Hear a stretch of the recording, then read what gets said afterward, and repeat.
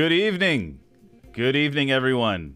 Everyone in chat, thank you so much for being here. You can wave to yourself in chat if you know how to do it. Look at that. Iran's in here, Diogo, whoever, Symphony, Dovlek, Wally. Hey, what's up, Wally? Welcome in, Charlie. Welcome in, guys, to episode 12 of the Monday Weekend Wrap-Up. We've got a great show tonight. An eventful week. Season's coming to an end. We will be discussing all things football, a couple transfer rumors as well. Without any further ado, let's see who are our guests tonight. First up, all the way from Singapore, coming to you live from probably freshly off a golf course, hitting his personal best score.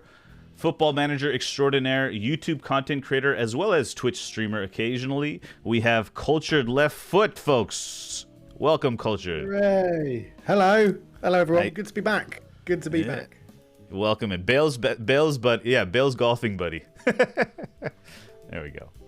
And also joining us tonight, as ever, friend of the show, friend of the channel, your friend as well, streamer extraordinaire, hockey playing, alien slaying, Lego Star Wars battling, eFootball playing, sim racing. We got Milothe1st with us. Welcome in, Milo.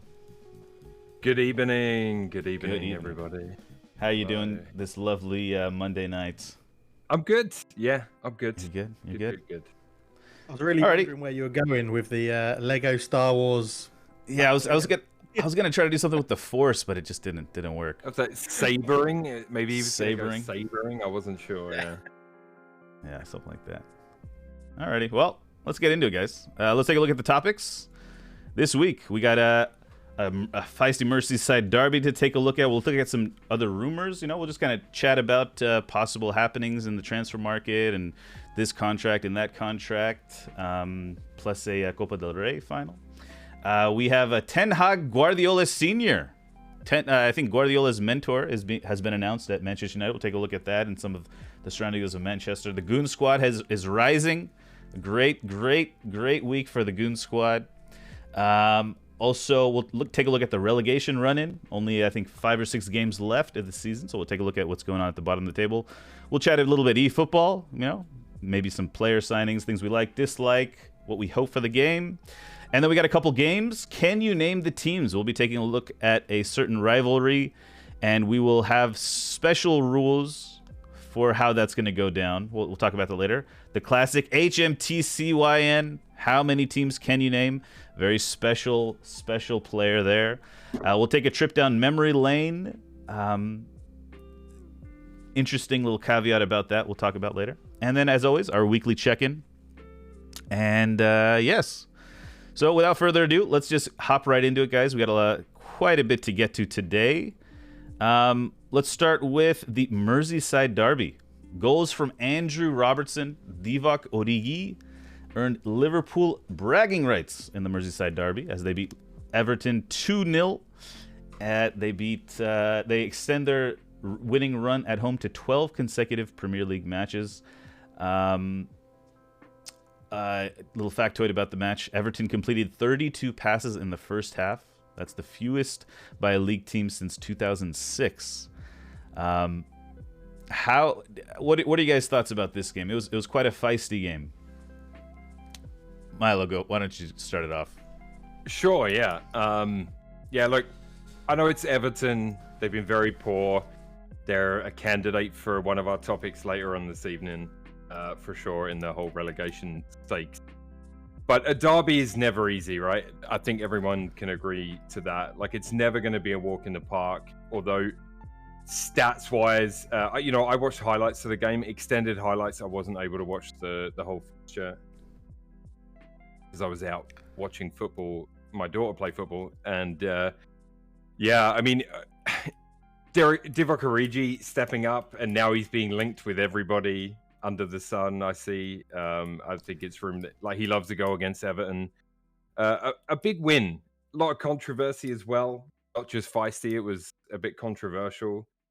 But the game had everything, and I glad you brought up the passing stat, because when I saw it, it was like Everton had 17% possession. Like, have you seen the standout passing stat from that game? Alan, the central midfielder for Everton, completed 2 passes. Both of them were kickoffs. No, I didn't. That's abysmal. That is abysmal.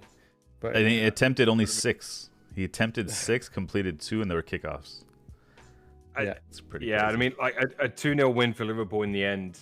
I still think, it's just one of those. A derby can, even if one team's more dominant, you can sometimes still get a strange result out of it. But I mean, Liverpool will be happy. It's another one ticked off the list. They just keep on grinding them out, and they're a point behind. And it's the big games to come, though. Like I keep looking at the run-in for each team, and it's what's ironic is Liverpool. Well, United could have a massive say in this. Like, if it comes down to the last day, like you play them, do you fold and allow Liverpool to win on the off chance that City lose, or do you go out and try and get some revenge for the 4-0? Like, I don't know. I don't know. Exciting stuff. What did you think about the those I think it's Gordon. I don't know his first name. Gordon penalty shouts. There was 2 of them. One in the first, one in the second. Did you see them? I saw one of them for sure, and like they've been being discussed in the Discord today.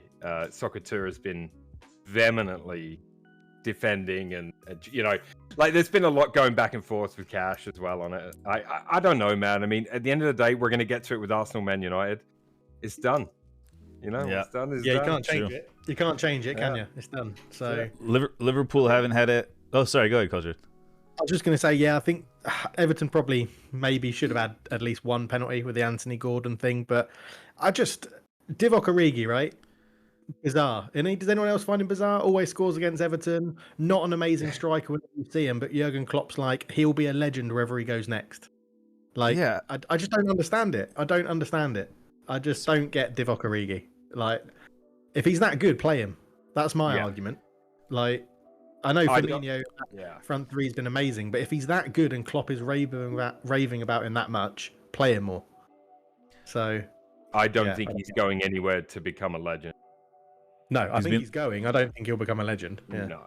He's been linked with AC Milan, right? They've got Giroud and Zlatan both aging, so talk of him going there, and also Darwin Núñez coming to Liverpool has been linked as well.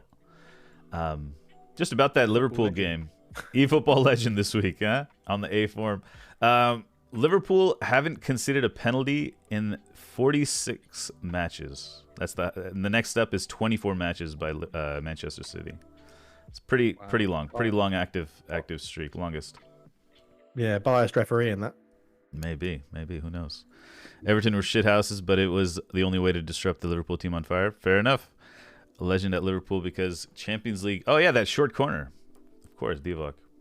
A couple other rumors we got going around. Well, one was slated as a rumor earlier in the week, but it has been confirmed. Antonio Rudiger to Madrid on a long-term deal. Tuchel saying that because of the sanctions, Chelsea couldn't compete. It's a pretty good move for Madrid there, I think. Tough move for Chelsea. It's a good signing, and I mean, I think part of that is Tuchel trying to save face a little bit. When Real Madrid come knocking, you don't. Not many players say no. Right? Yeah, 100%. Yeah. And also Chelsea's Andres Christensen, I think it's his first name. I don't know. I'm horrible with first names. Christensen is going to Barcelona apparently, so that's 2 center backs down for Chelsea there. 2 centre backs down, and their best one is Thiago Silva, who's like 37. So 37, he is. Yeah. Summer for them then. Couple other rumors: Chiellini and retiring, Gravenberch, the Ajax youngster, that also eFootball legend, going to Bayern. Interesting about that. The latest news coming out is that Bayern aren't increasing their bid. So really? Might not be going. Yeah, he might not be leaving. Well, he might not be going to Bayern for the amount of money that Ajax want. I'm sure someone else will take a punt on him, but that's the latest thing I read on it. Yeah. And the one I read earlier today was Pochettino to be sacked and Conte to come in for him. I believe that.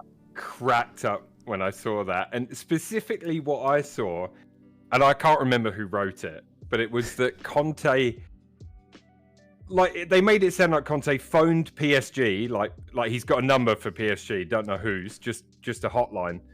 Maybe it's even like a blue phone on his desk, and he picks it up, and it's just PSG on the other end. And he's like, he offered himself to them to replace Poch. Like it's just, I that somebody's trying to unsettle someone somewhere, and it's one of those. But like, I mean, it wouldn't surprise me if Conte left Tottenham, because I mean, he must be must be frustrating just being that inconsistent.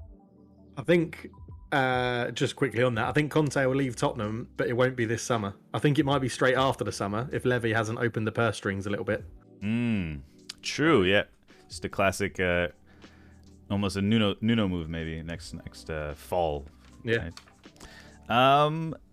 Last one I wanted to bring up was reports that Declan Rice has turned down a new deal at West Ham and is being heavily linked with Chelsea, and he's a Chelsea youth product. And there was also rumors of Jorginho going to Italy earlier this season. I wonder do you think Declan Rice could fill the Jorginho's position there at that kind of holding orchestrator role? Yeah, I think so.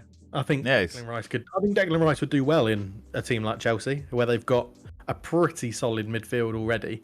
And Jorginho he's not been as good this year, and I think he'll go back to Italy. Yeah, I think that's a sort of nailed on. I don't know where, but I think an Italian club will take him away from Chelsea. Sure. I find that interesting because I read that Declan Rice was linked with United and then also Man City. Oh, really? Yeah, I didn't read the Chelsea aspect of it, and that's just from today. I saw that today when I was doing. Hey, I like the United links. I like the United links. Yeah, well, I mean, you're going to be looking to replace Pogba, apparently, right? True, yeah. He's left the WhatsApp group. We'll talk about that in the United section a little bit as well. Sounds good. Yeah, okay.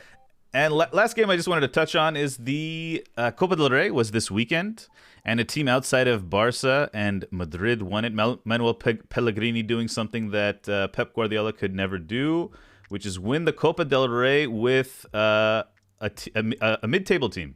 After 2 hours of Copa del Rey final action, Betis prevailed in a penalty shootout for their first trophy since 2005. It was a final decided by spot kicks, and Betis win the title. So that was pretty nice to see. Manuel Pellegrini, and no Barca or Madrid in the semifinals. You just knew it was going to be a new title winner or a title holder. It's pretty nice. Any thoughts about that one there? I was just going to ask Milo, how do you feel about Real Betis? Because for me, they're sort of like a bit like a Fulham. Everyone sort of follows them because in the late 90s, there was a bit of a cult thing with Real Betis with Denilson, Joaquin when he was first there. And I was like, it's just a team that for some reason I've always followed. And I've never supported them, but I've always been like, oh, I hope they do well. Like, they're a nice team. It's been interesting too because they're having a decent season in La Liga. Like, they're fifth in the table. Valencia are 10th, so like I think the right team won the game, although it was penalties. It was a 1-1 draw. The biggest thing I wrote down is what Cart said, which is it's just nice that it's not Real Madrid or Barcelona. It's the nice. Same when we get it in the FA Cup when Wigan win it or something. It's the same kind of deal. But yeah, Betis. I mean. Yeah, we've had a few players off them over the years, actually, as well. So we've had some links with Real Betis, and I mean, just one of those teams. Good for them. Good for Spanish football as well. Yeah, that's good. Yeah. Alrighty. Well, moving on. Oh, and another thing in chat there, Joaquin is 41 years old, still getting it done. Just quickly, we'll talk about a certain Manchester club, Manchester United. Midweek game. We'll talk about the midweek game. We'll talk about the Arsenal game in the Arsenal section. Liverpool defeat Manchester United 4-0. They go up to the top of the table. Tough week for United, including the Arsenal game. They've now lost 4 consecutive away games for the first time since 1981. Sorry. And Ronaldo scores his 100th Premier League goal. Oh, I think that. Yeah, well, that was against Arsenal, but. what are your feelings on just this week? We can talk about the Arsenal match a little closer a little later, but this week with Ten Hag being announced and United just dropping points left and right, what are your feelings, Cultured? I think, is it one of those things that it's a bad thing to happen, but it's for the greater good, to quote the film Hot Fuzz? Like, did it need to get this bad for the Glaziers and the owners and the board or whoever's making all the decisions to actually see, oh my God, we might be making a bit of money, but look at how much Man City, Chelsea, Liverpool are making by winning on the field as well. And it's sort of like, I think the news of Ten Hag's good. I think you couldn't have gone wrong with either Ten Hag or Poch. I was never settled on one sort of person. I think Ten Hag's younger. He's won in Ajax. He's shown he can create teams in Ajax again and again and again, which is great. But also, the Ten Hag was appointed, and then what was it, like 6 hours later, we were told that the chief scout, the head of global recruitment, and someone else had left the Man United backroom start, or were leaving at the end of the season. Paul Mitchell is now being very heavily touted to come in to work with Ten Hag as the director of recruitment, or whatever a job title he's going to be given. It's confirmed that Rangnick's going to be going upstairs, and now there's reports that Rangnick was the deciding factor in bringing Ten Hag in. So, he's got a dossier. Rangnick's got a dossier of all the players that he's going to give to Ten Hag, and basically be like, he's a dick, he works hard, he's a dick. So, I don't know. In a weird way, I'm quite happy that this sort of revolution, whichever word you want to use, is happening. It's still shit though, isn't it? I mean, losing to Liverpool 4-0, losing to Arsenal with some dodgy decisions, but losing to Arsenal, it's been bad. But I'm sort of feeling like one more season of utter shite is fine, and then it needs to be all right. Like, give Ten Hag a building season, sign some players. I don't want us to go and get Declan Rice. I don't want us to go and spend 100 million on Declan Rice. If our transfer budget is 140 to 160 or whatever, I don't want the majority of it splurged on one player. I'd rather let Ten Hag bring in some younger, maybe unknown players that he's had scouted from his time at Ajax, or that Paul Mitchell's known, and we build a squad which is a complete cultural reboot, get rid of all the bad eggs sort of thing, and keep going. But to answer your question, Carl, it's been a shit week. Milo, any thoughts about the situation over at United? Anything to add to that, or? Yeah, I mean, it's still that post-Ferguson thing, though, isn't it? You're, like, this could be the turning point, though. It could be. I feel like still, and I don't know that Arsenal are out of their post-Wenger thing either yet. We're going to have to wait and see. I think Arteta's definitely a bold move, and I think going to be there for a little while. But I know we're going to talk about Arsenal, but I'm just making that comparison because bringing in Ten Hag is good. I think, like Culture said, you got to hope that Ajax are known for having amazing youth academy, amazing scouting. You've got to hope that he's coming in with some players he knows he can bring in at a decent price, because realistically, it's unlikely a manager's going to come in and any board is going to sanction 7, 8, 9 new signings. So you're going to have to mix with what you've got, get rid of maybe the worst aspects of that, whether it's Pogba or whoever. I'm sure Pogba moving on wouldn't hurt the dressing room. There's talk of 10 players moving this. Yeah, see, I mean, I don't know. That's a lot, right? Yeah, it is. Like, how often does that happen? That's pretty rare. I think 6 is. It'd be an interesting topic for 1 week to see how many moves maybe a club's made, because that would be interesting. You know what I mean? Like, any more than 6, I'd be surprised. There can't be that many.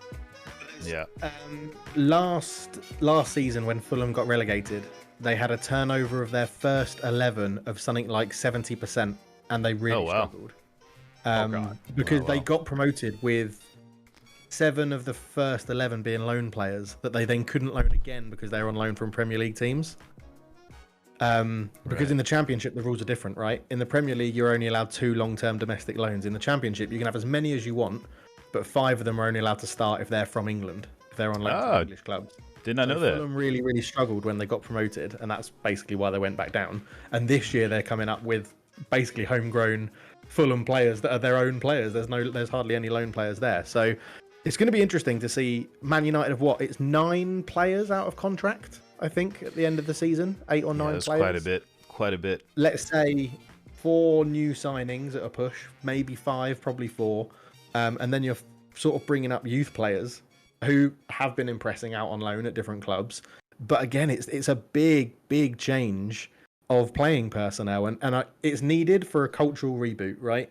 Right. These players that have been there since, you've got players that have been there that Fergie signed, Mourinho signed, Van Gaal signed. Fine, let's have a cultural reboot, get rid of them. But it's going to be a year. I think next year will be a struggle. I think we need that year to just let Ten Hag try and get that structure in that he wants and work from there. So, but yeah, sorry, Milo, just before you get in. Cash was saying in the chat about haven't the Glaziers spent money? Yeah, the Glazers have spent money. And I'm not annoyed at the Glaziers for not spending money. They're spending the club's money, not their own, which is piling more and more debt on the club, which is annoying. But it's the structure of what has our transfer policy been over the last 10, 12 years. We've had 5 different managers who have all bought in different players. And then we've gone, oh, Ronaldo's available. Oh, Sancho's available. Oh, Varane's available. There's no structure to it. There's no alignment to say this is the philosophy we're going down. And I'm hoping that's what Ragnick and Paul Mitchell will bring in as these sort of consultants and recruitment director or whatever it is. So, yeah, sorry. Anyway, carry on. Yeah, yeah. Go on. Go ahead. I was just going to say to Culture's point, though, now is the time. Like, if Ten Hag comes in, you bring a mix of, all right, some new signings, but then you bring your youth in. That's the time you want to bring your youth in because everybody will learn that new system together. Yeah, agreed. Yeah, Wally kind of touches on that as well about the Glazers spending the club's own money. Diogo saying Matic might go to Roma. Talk Sports talking about Ten Hag is inexperienced and is in over his head. Well, that might be a good sign, if Talk Sports talking like that. Yeah. Bloody talk. Yeah, a lot of stuff going on. Let's keep it moving. Yeah, go ahead. Very quickly, if Matic did move to Roma, doesn't that mean Mourinho signed him 4 times? Oh, he signed him for Chelsea, then sold him, then signed him back at Chelsea, then signed him at United, and now we'll sign him at Roma. Bloody hell. A future trivia question there. Yeah. And just a quick thing, Xavi has said, Frankie is very important for me and the club, and he has to mark an era here at Barcelona. So that was just a quick thing. There's been talk of Frankie de Jong going to Manchester United, which I like. But most of the talks from you. But... All right, well, moving on to Arsenal. Arsenal had a pretty decent week, I'd say. I learned what a brace was. A brace from Eddie Nketiah, which is 2 goals. I didn't know that. Saw Chelsea fall to a third consecutive home defeat for the first time since 1993. Chelsea has. Arsenal were 4-2 victors. Thiago Silva is now the oldest player to play in the outfield for Chelsea. 37 years, 210 days. Anything to add about that midweek game, Milo, before we get to the other game? Sure, yeah. I mean, for me, this result was the biggest surprise of the 2, and I think that's probably true of most people. A 4-2 win away at the Bridge. It's Arsenal's 250th away win in the Premier League as well. So a milestone game. And Nketiah getting the start with Lacazette ill, and he took his opportunity. A little bit fortunate maybe on one of them for sure, and maybe even both. But 2 goals from Eddie, which now is the time in that crunch time of the season where you need your fringe players to really step up and put in a performance. And I think he did. I thought Emil Smith-Rowe and Saka were really good. Saka with a great penalty, and then another one. Obviously, we'll get to that against United, but he seems to have put that England penalty miss behind him, which I love seeing. The only other thing I noted about this Chelsea game is the first time Chelsea have conceded 4 at home in consecutive games since 1989. Oh wow! That was Wimbledon and Liverpool in 1989, and Arsenal and Brentford of its last 2 weeks. Is it playing Eddie Nketiah back into a contract, or do you think he's going? We're going to get to that at the end of my United ramble. Okay. Yeah, we can. All right. Okay. Yeah, so just quickly, we have the other match this recent weekend. Arsenal stormed to their first home win in 3 matches. A 3-1 victory over United gave the United their 4th consecutive away defeat in the top flight since 1981. There you go. Milo, take it away. Arsenal defeat Manchester United. Okay. Yeah, you guys probably don't have a ton you want to get into about it anyway. So, great result. I'm not gonna rub it in too much. Neither team, neither Arsenal or United, are what they were. Right? We can all agree on that. They're not the teams they once were. But what I loved, and I said this to Cart in the Discord after the game had an edge to it. And it was the first time in a long time I really felt there was a bit of bite in this fixture. And that was really good to see. It gives me hope. And I think a lot of it is because there was something at stake. If it's a game where we're 9th and 10th in the table, it's not going to have that bite or edge to it. So, but yeah, it was a big result for us after a tough week and a half, 2 weeks, really. 3 bad results in a row. You go beat Chelsea away, and then, to turn United over, yes, there was some controversy. Yes, there were some decisions that didn't go your way, and could have changed the game. I mean, like I touched upon Saka's penalty. I was happy with that. Tavares had a better game, got the opener, which will be huge for him, and we need that because Tierney is injury hit. The game could easily have swung the other way too, because there was a 20-minute spell at the start of the second half where I thought, all right, we're nervous now. For some reason, the nerves are showing. Once it was 2-1, Bruno's opportunity, if that penalty had gone in, maybe it would have been a different story. Can we all just laugh at those run-ups this weekend? Oh God, just run up normally. Don't run up like an idiot. I can't stand it. I can't stand it. This weekend really highlighted that those penalty run-ups suck, by the way. Xhaka with the rocket, which I know Cash had his Granit Xhaka jersey on for that one straight after. He's capable of that, and I just wish he'd do it more, to be honest. As far as the controversy and the handballs and the penalty shouts and all that, I get it's maddening when you think you should have had something from a ref or VAR, and I can honestly say without prejudice that we've had our fair share of those this season, and it swings and roundabouts. Fair. It happens through the season. You get some, and you don't get others. I thought, all in all, though, obviously I enjoyed the day far more than you did. And then I just want to finish with the Nketiah thing. It's been a great week for him. And in the past, the club has used performances like that as an excuse not to sign players. And this cannot happen this summer. Right. Concern for me. Like that Great cannot point. happen this summer. Great point. We've done it in the past. Yeah, that's all I got on. I think just on Nketiah, I think you could give him a new contract, but you need to sign a starting striker. He can't be your starting striker, right? Real quick, you could sign a new contract as a squad player, right? Milo, real quick, Milo, are you seeing what I'm seeing? Culture, yeah. Okay, Culture, you're going like all like. On there? My Discord is totally fine. Is it? It's interesting. That's strange. Let me bear with me. Shall I disconnect and come back? Sure. He was so mad that Arsenal beat Man United. He broke something. How about that? Oh my! There we go. Oh, look, I got double screen. We're good. You got double screen. There we go. It was the alien Milo. Sorry. Go. Yeah. The Russians have compromised Cultured's camera. Jesus. What's up, Extreme? Welcome. I think the game itself was annoying. I think a draw was a fair result, right? I think a draw would have been a fair result in that game. I think, like Milo said, it swings and roundabouts of what you get with from referees and VAR and stuff like that. But that's my biggest annoyance in all of this. That's what VAR was to stop.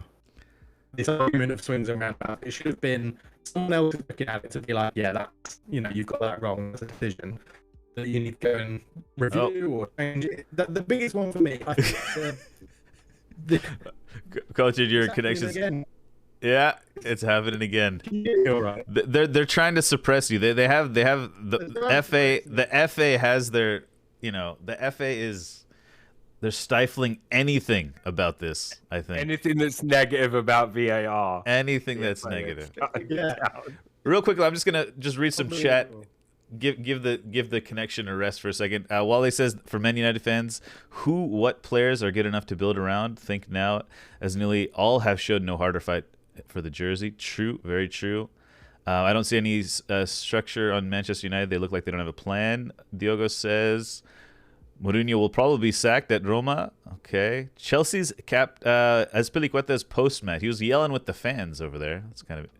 He was about to get into it. One of the fans. Chelsea United on Thursday. Bruno's inconsistencies. Jorginho misses a similar one. Yep. Ronaldo would have scored, but it's... Oh, yeah. There was that offside decision that went against us. All that stuff.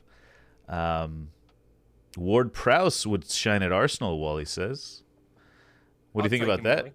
You'll take him? Just quickly... Edu also says we're going to focus on signing 1 or 2 players. After the last summer revolution, we need the next step. There's talk about Serge Gnabry contract talks that are in kind of a limbo.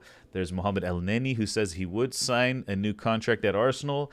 And the big one of late has been Gabriel Jesus. Apparently they've been in contact for a while.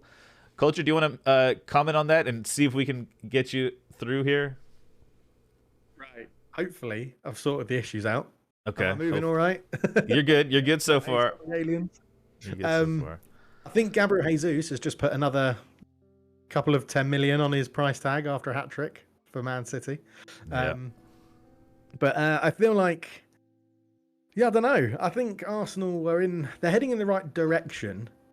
It's just how much of a step is there needed to then take that next step. That's the issue. I think it'll be the same with United when we eventually get back to a point of challenging for 3rd, 4th and whatever and all of that. Like, I feel like it's going to be how much of a step do you need to take actually then. I'm going to go again in a minute, I think. Yeah. Down to red. Yeah. Oh, right. Can you hear me all right? Look, you're coming in a little... you're a little... let's see. Hold on. That is my end. I think it's my end. Yeah. Just give it a sec. We'll let Milo take it away for a second. I think Milo's... Oh, yeah. Oh, big screen, Milo. There we go. All right, actually, we could do this maybe. Oh, no, that doesn't work either. No, I'd have to lean. I can lean if you want. Let's see. How can we do this? Here, I'll just do this. There we go. It's so weird. We'll just throw you in the big screen. Go ahead. Why don't you talk? Why don't you talk about just some, why don't you just talk about some stuff for Arsenal? What do you think about these signings? El Neni, Gnabry, Jesus. I don't know who else you're linked with. We are linked with. I mean, we were first linked with Darwin Nunez. Now that's gone to Liverpool, apparently. Okay, right. I mean, like the Jesus one, Cash is saying in the chat there that Jesus is not Premier League proven. I couldn't disagree more. I mean, he absolutely is capable of scoring goals in the Premier League. I think at 25 years old, he deserves a chance to be the guy. And make no mistake, if you're the new centre forward for Arsenal, you're the guy. Like, right. You are the guy. Because Laka's gone, you've got Eddie. All right, whether he stays or not, Eddie's still going to be a squad player. Rumours are today from Ornstein, and he's one that a lot of Arsenal fans listen to, is that 2 strikers and 1 midfielder are guaranteed to be coming in. He may or may not have been the guy that said Vlahovic was signing on a Tuesday. I don't remember that. Oh, he's the one? Maybe, but then Edu came out and said 1, maybe 2 players, and I'm like, well, which is it? Because for me, we need 5 players minimum to get the depth even close to what we need to challenge for multiple fronts. Right. And I just, I don't know that it's gonna happen. I think we need 5 players. We're being linked with every forward though. Like Wally says there, Victor Osimhen, that was one yesterday. We're being linked with every forward because we have a gaping hole at centre forward. So it's going to happen. I try not to buy into the rumors so much, and let's see what happens. But they have to go for a world-class centre. That's a must. Let's see what Chad is saying. The biggest annoyance is when the linesmen put their flag up. Oh, are you back? I'm back. Internet died. Reset everything. I'm back. Okay, cool. All right, we're good to go. Let's just catch up with chat, and then we'll move on to... Huh? That's all it is. Mr. Trivia. That's all I care about. Okay. We're slowly losing you again, but we'll get to the trivia. The biggest annoyance is that when the linesmen put their flag up 10 to 30 seconds after the ball has been played, it's blatantly time wasting. Is Laka leaving, Milo? What do you think? Yeah, I think so. I think it'd be a big mistake to try and convince him to stay. And especially with that public comment about wanting to play in the Champions League, and like that really pissed me and a lot of Arsenal fans off, because you've had opportunities this year to fire us to the Champions League. Like, what top club in the Champions League is looking at Lacazette and thinking he's the guy we want next season in the Champions League? Like, he's kidding himself. If he really feels that way, his ego is approaching Emmanuel Adebayor level. Maybe like a move back to Lyon or something. I don't know. Maybe someone who's over there that's in the Champions League. Extreme says, not trying to be disrespectful to Arsenal, but I don't know why Jesus would want to move away from success to fighting for top 4 season, winning nearly 0 trophies. Oh boy, I'm fine with. Extreme said that. Symphony says, I'm fine with El Neni staying. Positive impact, doesn't make a fuss. Always ready at low cost. Looks like you're going to have to pay him a high wage. Victor Osimhen. All right. Yeah, a lot of stuff going on. Overall, good week for Arsenal. Positive. Yeah. Looking good for future signings. I do have a question for Extreme, which is, would you really begrudge a player that's done things for you and helped you win things go and be the main centre forward at a Premier League club when you're bringing in probably Haaland and Alvarez? Like, do you know what I mean? Like, would you really begrudge him that? I feel like that would be a bit harsh from a City perspective. He's a young fan. He doesn't know loyalty. Alrighty, well, let's keep it moving along. We can talk about some other stuff towards the end of the show as well. Let's just take a look.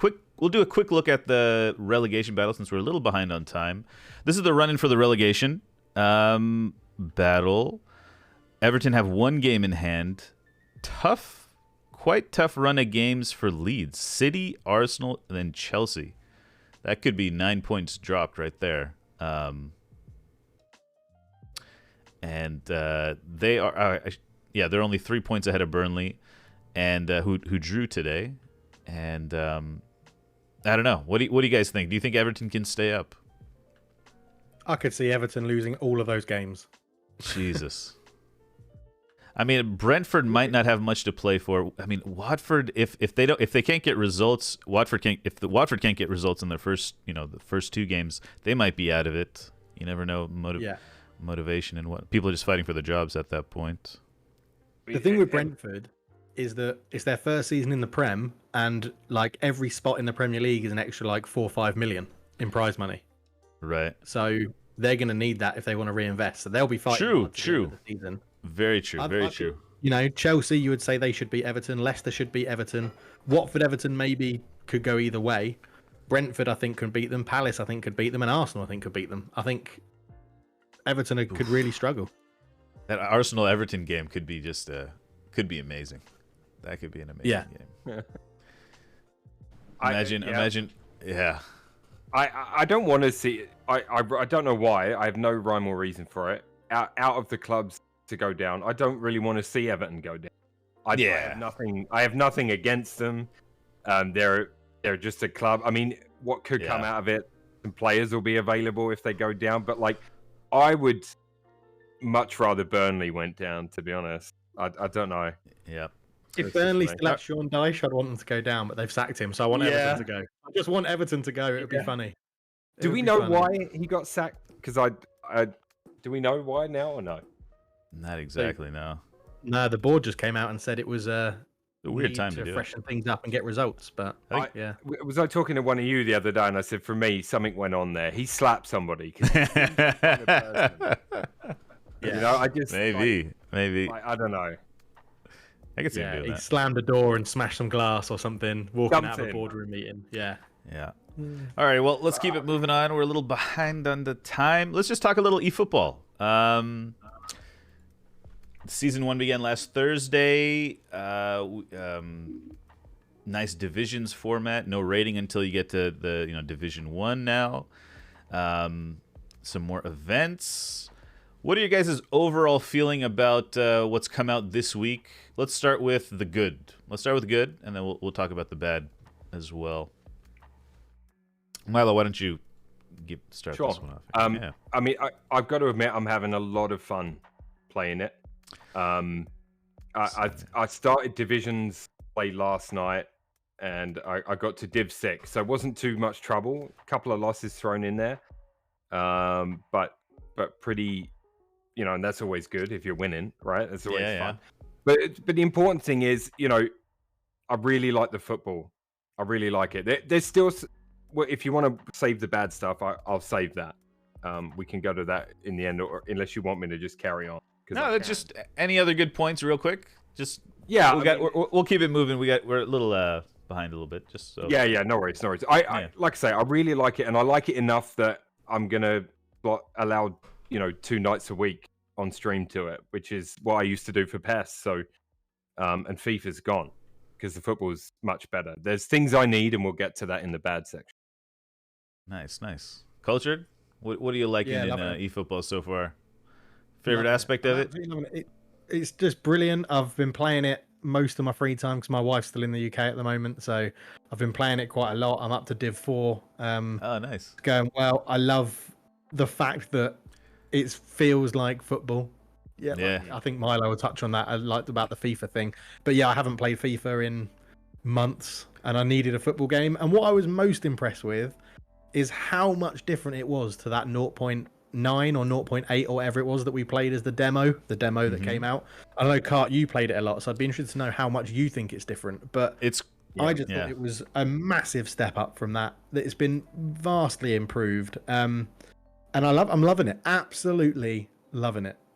It's really good. Yeah, I'll just add, between the demo and this, it's more responsive. It's not there's still more inertia feeling than PES 21, but they've decreased that. Some of the controls they've rolled back to PES 21. A bit of that teammate pressure and stuff like that has been all really good. Overall, just much more. It is more responsive, and that makes a massive difference. And they've rolled back a little. The game speed's been upped a little bit, so you feel a little more control. At first, I thought that some of the things in the demo that were nice, like the dribbling and the one-on-one situations, would be kind of rolled back too far to 21. But I think they've hit a nice balance, especially when you're playing with slightly lower level teams. The high-paced teams with the quote-unquote 5-star level teams, those are still, the collisions and stuff like that are still going to happen because everyone's so strong and fast. But when you're playing with slower players and things like that, it feels really nice, and I'm really happy about that part of it as well. And the market, being able to buy any player you want, has been really fun for me as well. Yeah, it's been fun. I was going to say two things that I think have revolutionized it from what my club used to be is the market, where you can buy anyone you want if you've got the GP, and the fact you can invest in training to train the stats you want to improve. It's not random. Yeah, like great additions. Great additions. Yeah. Let's talk a little about the negative. Milo, anything you kind of dislike or want to see improved? Yeah, I mean, for me, there's still some of the older annoyances creeping in, like inexplicable static defenders all of a sudden when they've been playing like Lions for 80 minutes. And then they'll have a 2-minute spell where they just move like absolute slugs. Don't know what that is about. Cheap rebounds. that's a big one. I've been trying to see how much I've been pumping all my XP into Stegen's deflections stat to see if I can decrease the amount. I do think it's working, but I don't know what the extent of that will be once he's maxed out. So it'd be interesting to see because the deflections thing, Leno, for example, had a really low deflections rating, and he's the keeper I had at the beginning because I had no GP left when I needed a goalie, and that's all I had left. And his deflection stat, I had to get rid of him because he was fucking terrible. Like every shot, every stunning shot was a rebound into the path to another place. So the rebounds thing, I think, and the kickoff goals, I hate that that's still a thing. I really dislike that. Other than that, not massive bad things. I need things. I need edit mode. I need it. Give it to me. Yeah. Team play. I love the NA team play nights. I can't do the Euro ones because of the time and stuff, but I hope that we can get back into NA team play at some point because hopefully I love those nights. I thought they were so good and I really enjoyed playing them. I also would love, I need some online friendlies and co-op because I want to play Cultured. I want to play MSB. I want to play Shobi. I want to play Socko, Cash.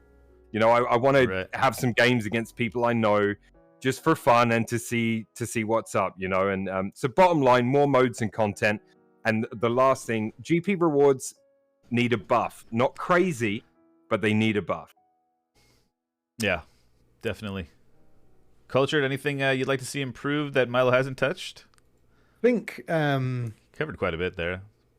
Yeah, he's covered most. No, good. I think it's the events are going to be interesting to see what they do because obviously this first week it's all right having not a lot to do. And I know I say not a lot. I'm comparing this to FIFA, but I know we've had the J League, the American League, the Spanish leagues, and then the authentic team competitions as well to get GP. But I feel like there needs to be something which keeps people involved and engaged, which isn't just playing the games. Because, you know, obviously in FIFA you have the SBCs and you have squad building capabilities and things like that. I think they need to touch on that a little bit. I'm not saying go full hog and just copy FIFA, but they need to do something that keeps people engaged when they do just want to jump on and not necessarily play a game.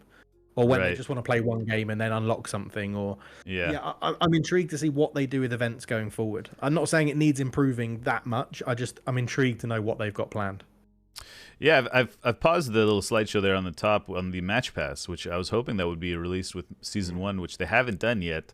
But I think that's a really good way to, if you don't want to, if you don't want to grind divisions and maybe you finished all the preset, the authentic matches, there has to be something where if you just play games in divisions or, sure, leveling up each division and getting a GP reward is one thing, but having a sort of match pass system would be really nice for people who just want to play a couple games and call it a day type of thing because they can, play a couple games, get a reward, and call it a day type of thing.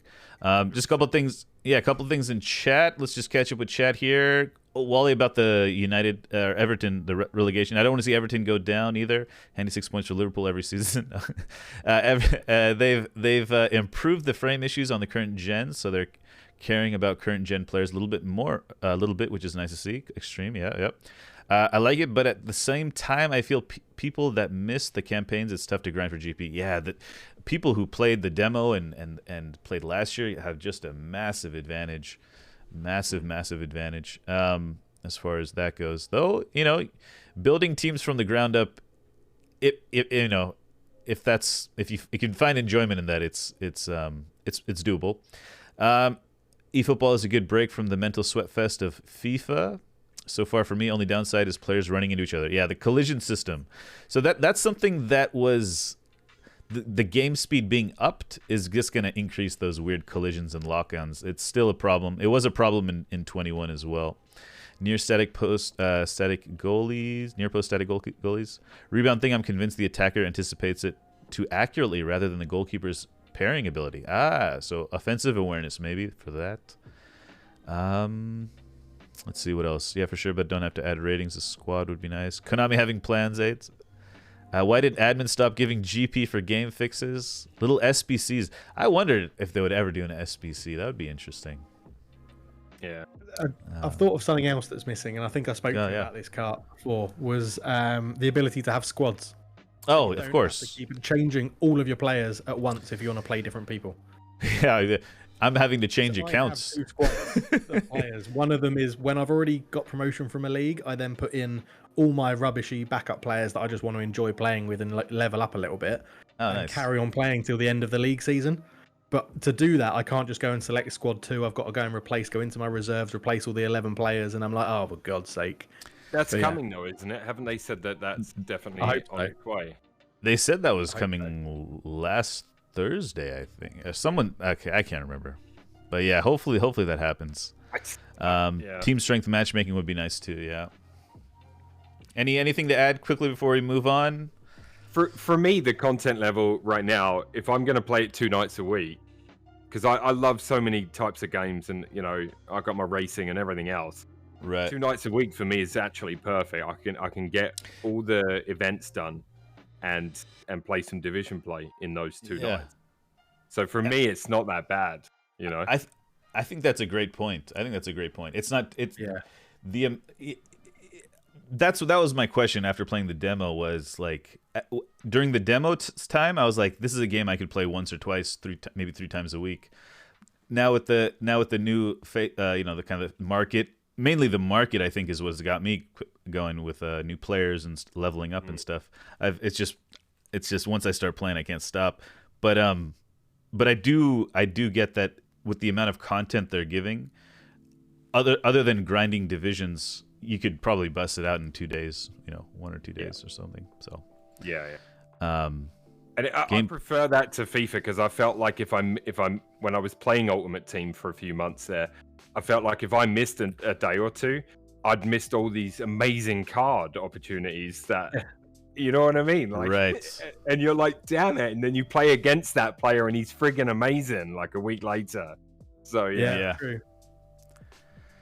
Alrighty. Let's put a cap on the topics and let's move on to our trivia for the night. Let's just quickly read the chat. Yeah, I guess it's our fault for not playing it, even though the demo was complete monstrosity. It was pretty bad. The stuttering on old gen hasn't been fixed. The patch hasn't come out yet. Team strength matchmaking, great idea. Game plans announced for the future, probably season 2. Objectives would be great addition. Score 10 stunning kicks with English squad. Yep, that would be great. Extreme. New F1 game coming. ML is released in 2022. It'll be a copy paste of PES 21. Hope it's 23. Yeah, cool. Good points, guys. Let's keep it moving. We have a newer game today. Okay, so this is a matchup. You guys have to guess. You guys will each get a chance to say players' names. If you get 3 players correct in a row, you get a free incorrect answer. So you can get the next one wrong, and you can keep guessing. Okay? I will pick an odd or an even. All right, I'll put 1 or 2 underneath my desk. Milo, you odd or even? Even. It was 1. So Got it. Cultured, I guess you get to choose whether you want to go first or second. Let me introduce the team, if I can find it. Arsenal versus Manchester United. January 3rd, 2006. This is the final game at Highbury. I'll give you guys a little time to think and write things down. This is the last game between Arsenal and United at Highbury. This is the match report at the end. A goalless, a repeat of the extra time scoreline from the FA Cup final in May. Both teams look satisfied. Oh, by the way, closed chat. Okay. But it's sad for the Premiership that these 2 great clubs should be happy with a point, considering how far behind the league leaders they are. This is 2006. Alrighty, so I think Cultured, you're first. Yeah, I'll go. So basically, whoever finishes wins, right? Whoever says the last person that's missing wins. Whatever. But and I'll try to keep up. So 2006. 2006. Edwin van der Sar. Edwin van der Sar is correct. Oh, correct. There we go. I gotta find. Oh, there we go. I found it. Van der Sar is correct. So do I go again? You go again. You go until you miss one, unless you get 3 in a row. Then you get a freebie. Rio. Rio is correct. But we'll have to keep it moving somewhat. Yeah. John O'Shea. John O'Shea is correct. John O'Shea is correct. So now you got a freebie. You can take a shot here. Oh, bloody hell. And you'll get to go again. Gary Neville. Gary Neville is correct. You still have a freebie. Solskjaer? Solskjaer is incorrect, but you get to go again. Oh, okay. Ronaldo. Ronaldo is correct. Still on you.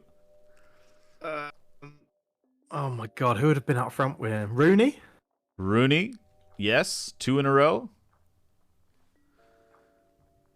Park Ji-sung? That's incorrect. It goes over to Milo. All right, Milo, go for it. Thierry Henry. Correct.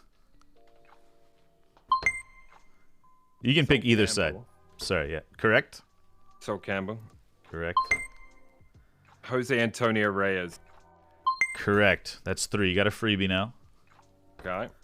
So if there's one on either side you think you might know or something, or you're questionable about, this is a good time to... I'm going to concentrate on Arsenal, and okay. United will be my, like, if I get stuck with them at the end. Well, that's what I'm saying. You can take a shot at United here, and you'll have... It's a freebie. Yeah. Yeah, but you don't accumulate freebies. We don't accumulate freebies. I'm not sure about the... Oh, okay, so you think I might as well... Yeah, but there's players for Arsenal I need to... Yeah, use it on Arsenal too. Maybe if someone you're not... Ashley Cole. Incorrect. So now it's still on you. It's still on you, though. Okay. All right. Who played left back that day? All right, whatever. Cesc Fabregas. Fabregas is correct. Okay. The other centre-back that day, I'm going to really... Actually, you know what? Let's go Robert Pires. That is correct. That's 2. And... This is for the bonus. Let's go...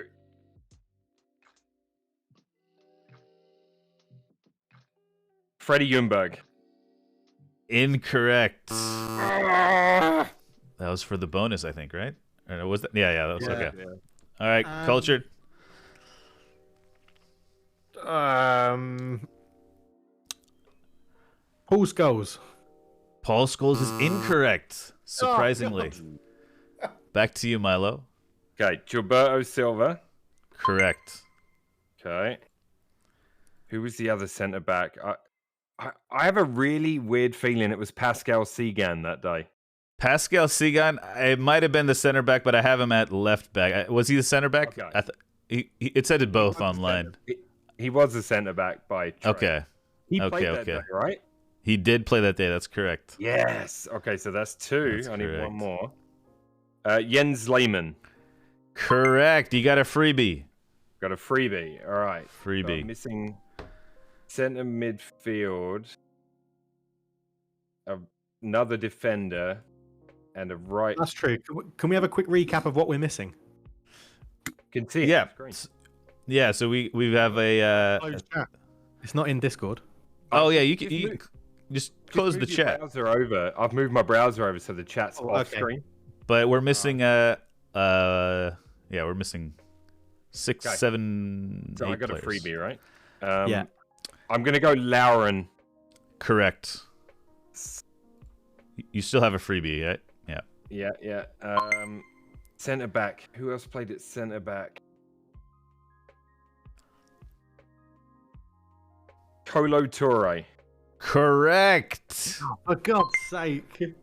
Just one more left. Okay. One more. Who played at midfield alongside Gilberto and Fabregas? I'm gonna guess Flamini. Incorrect. That's your freebie. That's your freebie, right? It is. Yeah. Okay. Who does that leave? That leaves Alex Song. Oh, incorrect as well. No. Right.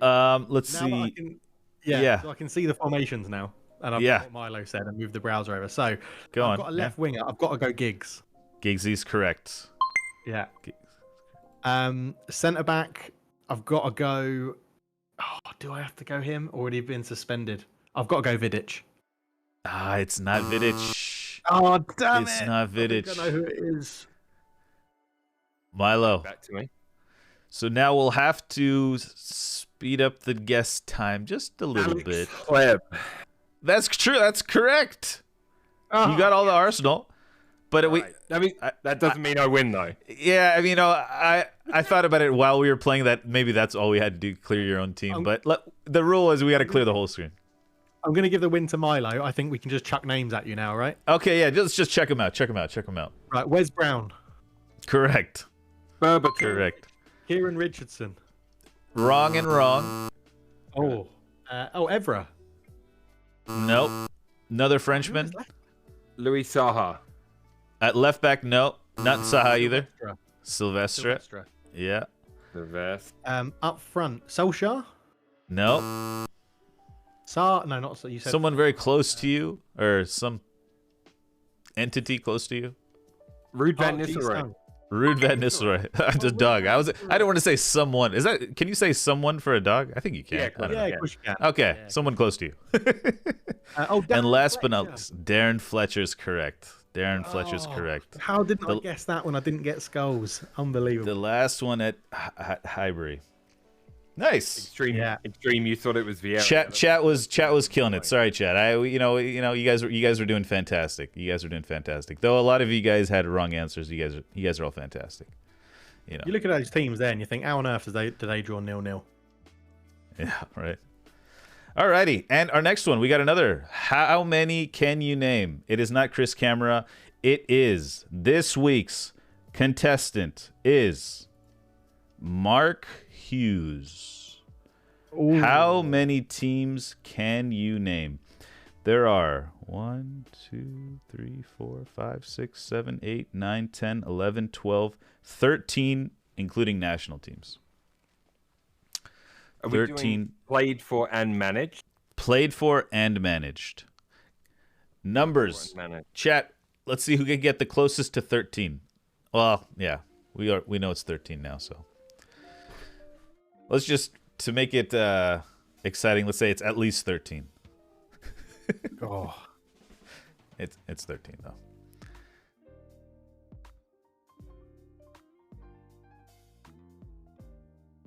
Guys, while our contestants are thinking about this trivia question, if you're watching on YouTube, make sure you like, subscribe, look in the description for our guests' information. In chat, it's been popping up frequently, guys. Please follow these gentlemen and content creators. Yeah, Let's see if anything else in chat. Oh, Vieira. Vieira might have been at the club at the time. No, he wasn't. He wasn't. That was the first year he was at Juventus. Okay. Yeah. We need to wait more for co-op and Master League. A new F1 is coming on, made by EA. I hope it doesn't ruin F1 games. Oh, nice. It's going to have VR support, so I'm probably going to grab it on the PC, to be honest. Ooh. Just while I'm thinking about Mark Hughes, do you want to know an interesting fact about him? Yeah, sure. His first name isn't Mark. Oh, what is it?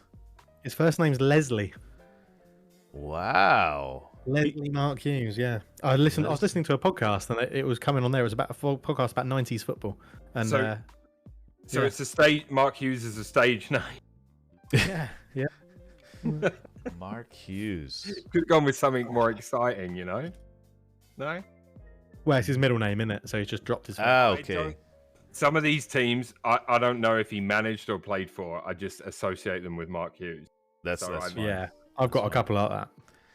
Alrighty. Do we hear a wager from anyone? I can 1, 2, 3.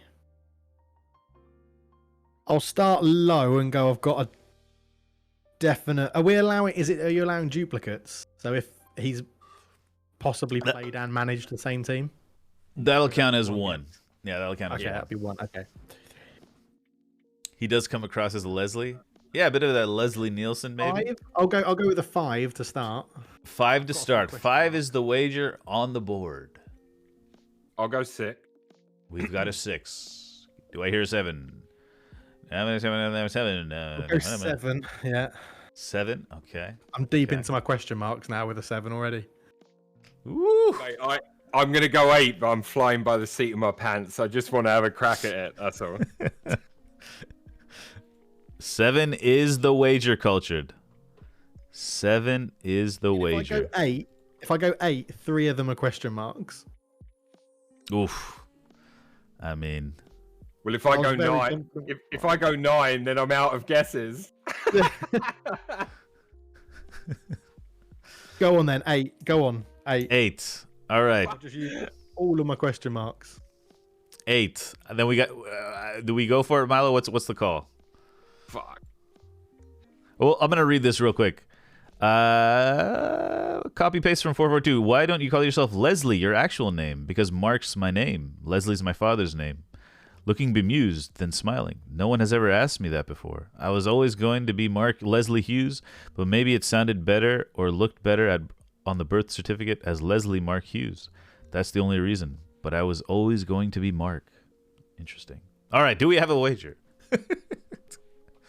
I'm not gonna. No, I can't do not. Well, I think I could, but I'm not gonna try it. Go on, try 8 then, Cultured. All right, 8. Here we go. So, played for Man United, obviously, Manchester United is correct. and Barcelona. I know that. Barcelona is correct. Managed and played, I think, was Blackburn. So I know Yeah. one of them's right. I know he either managed or played for them or both. Both Played, correct. Both correct. Oh, he did Managed manage- Man City, He managed Man City. Yes. and he was didn't Wales have- manager. Wales manager. Yep. He started his management career at Wales. Right. That was the 5 I had nailed on. Okay. Okay. Question marks. I'm pretty sure I remember him managing Stoke. Stoke is correct. 2013 have to that one. 18. 5 years. Oh yeah, which one do I pick here? I think he played for Chelsea. He did play for Chelsea. Yeah. 95 one more appearances, then. 25 goals. Is it just one more? Yeah, you're at 7. I think you're at 7. Yeah. 1, No, 2, he's at 3, 6. 4, 5, it 6. I 7? haven't met 7. Yeah, he's Yeah, at 7. 7. 7. One more for the win. QPR after QPR is correct. Yes. Well done. Well done. Do you know what? I think I should have gone for it. I didn't have Man City or Stoke, but I had Fulham. David's Fulham on the list? Fulham is on the list. Yeah, let's see if we can finish out the list here. Are there any that I had Everton. Everton is also correct? I had And Southampton. Played at Southampton. Southampton. Southampton is correct as well. He managed them for a bit in 2018 as well. All the others I had were same as coach. The current club he's managing, they must be in League One or maybe the Championship. He's just got appointed, hasn't he? Yeah, Bradford? Bradford City is correct, and he went on a small loan move. Yeah. And I've got flashbacks of him in Germany. Is it? Bayern Munich. It's Bayern Munich. Oh. Wow. What a I career think, he's had. I think Holy that came Lord. up in a Warriors trivia question one night. Oh, did it? It was that Hughes had played for Bayern Munich, and we were like, what? Yeah. Bloody hell, what a career. It's pretty great. Pretty great career. Just quickly, just to add, Sakator had to go back to the beginning of the VOD to hear Cultured say it. He doesn't get Divock Origi. I have one thing to say. Football without Origi is nothing. Well done, Sakator, though. Well done on the win, and well done to both of you for finishing out the list as well. Yeah, good job, mate. Well done, guys. Well done. Well done. Alrighty.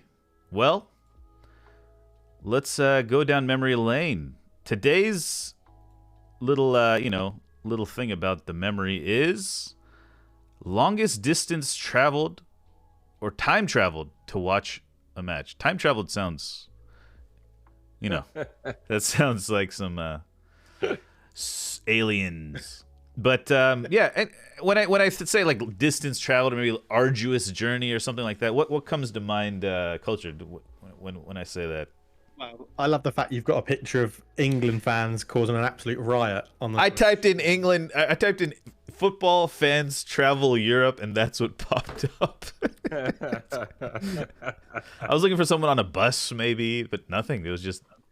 So I've travelled to Barcelona. I think in distance terms is the furthest I've gone to watch a game, and that was Barcelona v Getafe. Oh, nice. At the new camp, which was good. Me and my mates were going on holiday, so we just thought let's go and catch a game if we can. Barcelona won 4-0. Messi was phenomenal. He was really lazy, but it was unbelievable. What year would that have been? Around. Sorry, mate. What year would that have been?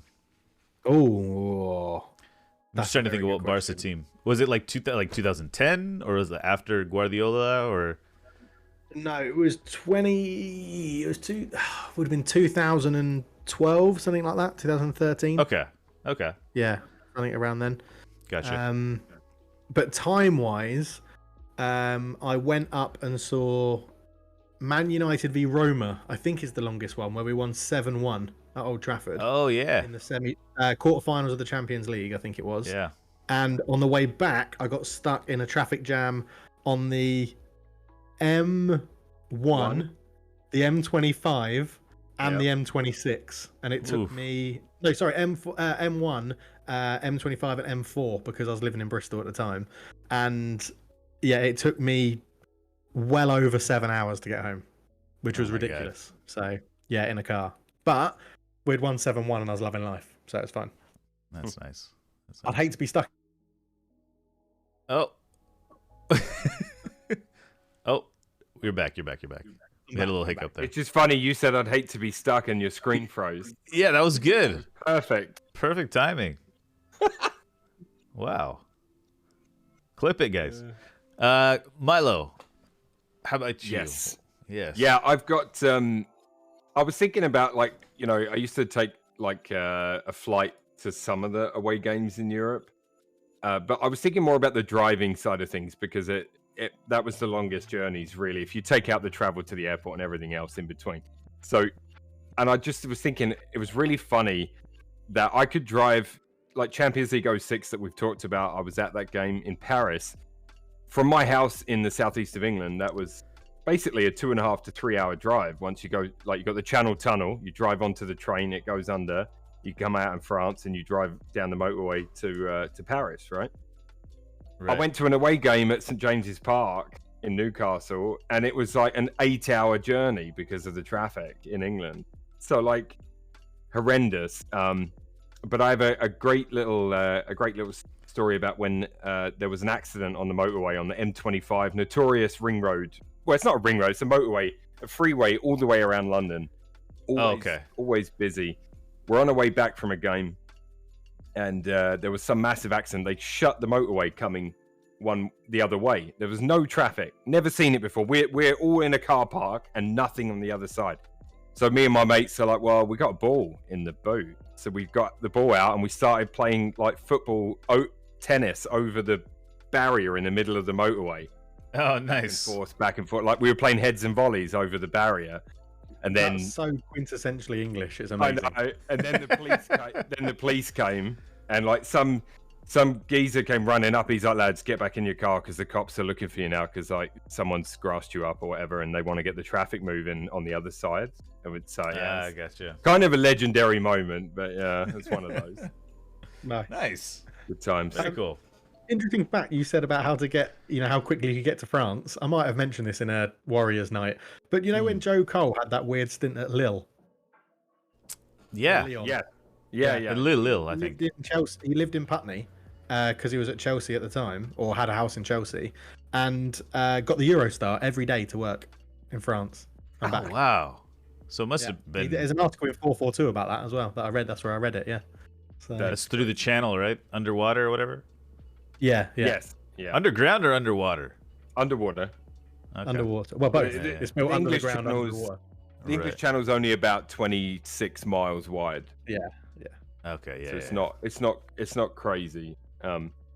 Diogo asked how St James's Park is. Bloody cold, and the away fans, they stick them right up the top. Yeah. It feels like you're on top of a mountain in the bloody freezing cold. That's how it is. Alrighty. And quickly, the last one, highlight of the week, Milo. Arsenal, mate. Arsenal. 6 points I think from Chelsea. And see United.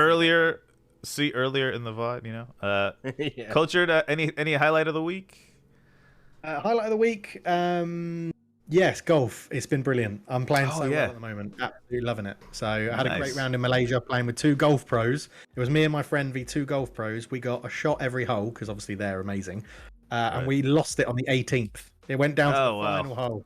And we lost on the 18th against 2 golf pros. So we're very happy with that. Yeah. Good times, good times. Worst of the week? Can we say United Culture, or what are we gonna? Do you have another worst of the week? Actually, Bruno Fernandes's penalty. Okay, fair enough. Fair I'm enough. pinpointing that moment. Yeah, or the referee. But I'll stick with Bruno. Milo, worst of the week? My bad of the week was coming up against the God Squad on eFootball last night during last night's stream. The stream was going great. I was getting a lot of wins. The team was clicking. And then I played some God Squad dude and he beat me 9-1. It was fucking horrendous. And do we have any quotes? Anything? Yeah, this week maybe? I've got a quote. I've got an interesting fact. Okay, that works. That works. On Facebook, on my Facebook, in 1866, and I've googled this and verified it. In 1866, Liechtenstein had an army of 80 men, and they joined the Austro-Prussian War. Now they never saw battle, they never got involved in engaged fighting, but they were defending the border of Liechtenstein. And when they returned to Liechtenstein, they came home with 81 people. And that was all of their army. They left with 80 people in their army, and they came back with 81 because an Italian defect joined their ranks, came back to Liechtenstein, became a Liechtensteiner, and then the army got disbanded because the country's too small. Oh, so they've been involved in one war, and they gained a national from it. Fascinating. Fascinating. Bamboozled me. So I googled it. I can see Milo doing it right now. Like, I thought you were gonna say they all got like a house and cars. No, it's not that good of a story. That'd have been cool. Milo, do you have a quote for the week? It's not a quote. It's like a little anecdote that I love, and somebody reminded me of it recently. If it just made me laugh. So I don't know if it's true. It's been around for a long time, but supposedly an American soldier said this after serving with the British Army. Like they were doing exercises together or something, but or they were in Iraq or whatever. So he said, those Brits are a strange old race. They show affection by abusing each other. They'll think nothing of casually stopping in the middle of a gunfight for their brew up, and they'll eat food that I wouldn't give to a dying dog. But fuck me, I'd rather have one British squaddy on side than an entire battalion of Spetsnaz. Why? Because the British are the only people in the world who, when the chips are down and there seems like no hope left, instead of getting sentimental or hysterical, they'll strap on their pack, charge their rifle, light up a smoke, and calmly and wryly grin, "Well, are we going then, you wanker?" I just love it. That's nice. It's just such a cool little anecdote. It made cool. me laugh. Cool. Sometimes I need to remind myself how cool it is to be British, you know? Fair enough. I think we got to wrap it up there. We can talk about some of the chat we have a little after the show. Thank you, Cultured, for joining us as always, and thank you, Milo, as always. Yeah, it was a good time. Thank you for having us, man. Appreciate it. Thank you for sharing. And guys, please, please, please, if you're watching on YouTube, please check in the description. Go follow Cultured and Milo on all their social medias. Catch their streams, catch their YouTube videos. Cultured has a second YouTube channel with a lot of eFootball stuff going on. Check that out as well. Oh, there you go. There just popped up in chat. Yeah, go ahead. Things coming up this week. Yeah, plug this week. I want to ask Cultured a question. I watched your rebuilding Derby video that you posted this morning. Like when I get up. Yeah, you did. Yes. Why revenge? Oh, it's just, I don't know. It's just, it comes up as an option to say, and I'm like, I always pick it when it's there. I'm just like, I think if you're a manager and you're in a club and a team's beaten you that you probably should have beaten, I think Yeah. you would be like, "This is our chance to get revenge, smash them," sort of thing. In 2018, I was addicted to Football Manager. That was the last time I played. I played it a lot during my life, and then after 2018, I had a problem, so I stopped because I was doing a course at a college, a night course, and I was playing Football Manager in the classroom instead of doing the thing, and I'm like, I have to stop. So like, I remember the revenge tactic, and I used it occasionally, but I just thought it was funny because you said in your video you always use the revenge tactic, and I was like, it's just If it's there, I always use it. Yeah, if it's an option, I always say it. nice. Anyway, Nice. streams up and down, different days this week. You know where to find Yeah, me. check it out. That's it. That's And the plug. Is that a good plug? eFootball and Football Manager series on YouTube, Cultured? Is that a... Lovely. Yeah, you Good? plugged it for me. I don't need to say All right, anything. cool. Guys, check him out. Now. So, Yeah, thank you. Good night, everybody. Chubby. See you guys. Bye, See you guys. That wraps it up, guys. Thank you for joining. I'll do a little stream after this. We'll play a little eFootball. But for YouTube, bye-bye. Twitch, I'll see you guys in a little bit. Good night, everyone. Ciao, ciao. It's the Monday Weekend Wrap-Up. It's the Monday Weekend Wrap-Up. It's the Monday Weekend Wrap-Up. It's the Monday Weekend Wrap-Up.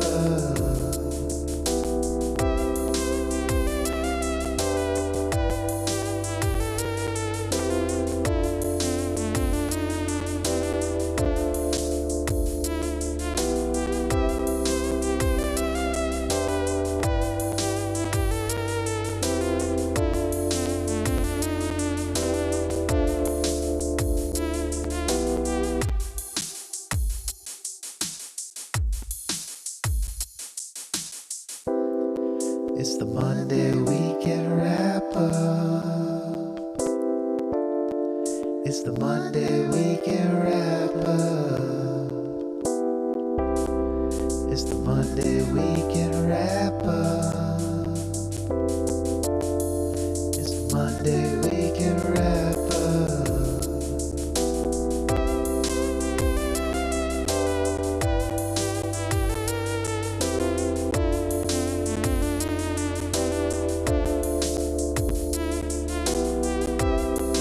It's the Monday Weekend Wrap-Up.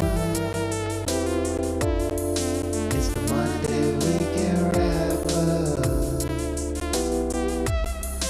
It's the Monday Weekend Wrap-Up.